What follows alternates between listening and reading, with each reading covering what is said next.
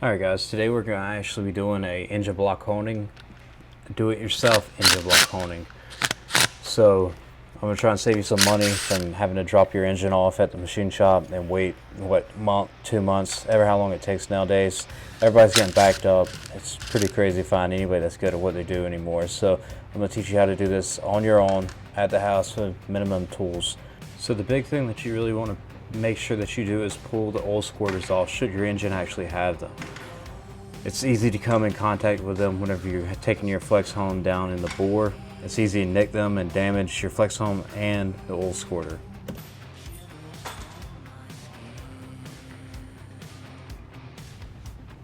Alright guys, so what you're going to need first is a quart of oil. I use synthetic, it's personal preference. Also, a thinner oil is going to be better than a thicker oil in this situation.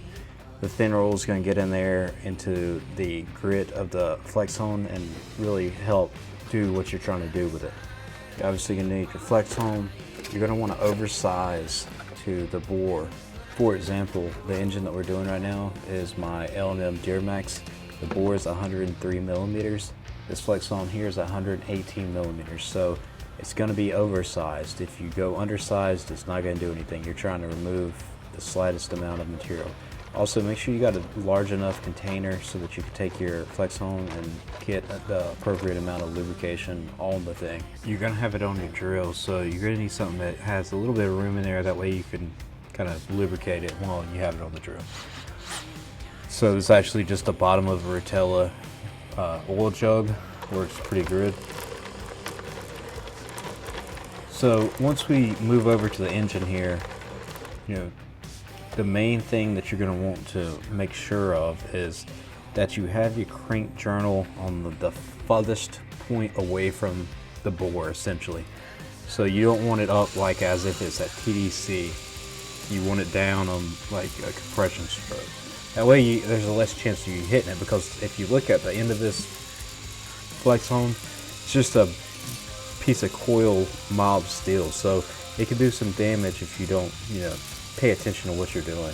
So with a moderate speed and an up and down stroking motion, you're going to sit here and do about 25 strokes on this guy. If you can mimic the strokes that I'm doing here, it's going to be a pretty good starting position for you. And I know I didn't get a chance to actually go over it in the beginning of the video, but the actual flex hone that I'm using, it's 118 millimeter flex hone. So basically, whenever this thing goes down into the bore, it's gonna obviously flex, but it's essentially like a little abrasive ball on the end of like a little flexible piece of plastic. You want to go oversized on your flex hone. That way it's actually doing something. If you undersize it, it's not gonna be touching the cylinder wall, so it's not gonna be doing anything at all. Also, I'm using 320 grit, and it is silicon carbide. So the rings in which I'm putting in this engine here are moly rings, and they're somewhat peculiar. They really do like that silicon carbide surface that's cut. If you look at this guy, it looks great. If you look at the other cylinders, man, they need some work. So we're gonna get there, so don't worry. But going back to this first one here, these little dots up there at the top that looks like heat marks, the actual bore is induction hardened from the factory, and that's just this engine. Yours may vary. Obviously, I'm trying to leave some room. This is a very broad overview video of how to do this, so I don't want to be everything specific. So you're going to get a good speed and a good stroke, and you're going to do somewhere between 25 strokes. And then take you a can of brake clean, spray the cylinder walls down, and go in there with a decent light and just inspect the cylinder bore. The main thing that you're looking for is rust or glazing, and glazing is kind of like that polished surface look. It's not going to be ideal for seating new rings. The rings are not going to want to seat if you have glazing in the cylinder. It's just not going to bite. So make sure you have a good surface, a good crosshatch pattern. And this is a good example here. Up at the top you're going to see these little dots. That's just surface hardening. It's going to be induction hardened from the factory, and that's this block. That's the Duramax. Most engines don't have that, but don't think that we missed something there on the first cylinder. But looking at the second cylinder, man, glazing, rust, surface rust, you know, all sorts of stuff going on there. So you want to really get your bores really nice and, you know, good looking for your new rings, you know. And like I said, I'm running Moly rings, you know, whenever I go to rebuild this engine. So we're running the 320 grit silicon carbide flex hone, and it just does a really good job. It leaves a really nice finish.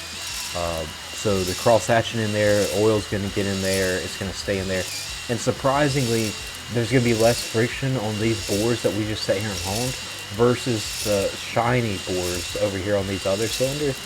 You would think it'd be the opposite, but the thing is with this having a little bit of a rough surface in these bores, it's going to provide a nice spot for oil to flow into and stay in there and provide a really nice lubricated surface, versus where if it was polished in there, there's really no places in there for the oil to hide in. So having this semi-rough surface, and by semi-rough surface, I'm not talking about anything crazy, but a decent surface in there, the oil is going to pull up in those little low places and provide constant lubrication, because as that ring's coming up and down, it's not able to really dig into these little nooks and crannies that you see in these bores. So the oil control ring is acting as a squeegee, but it's not able to really get in there and clean out all the oil. So then that oil provides lubrication for your compression ring and your secondary compression ring. So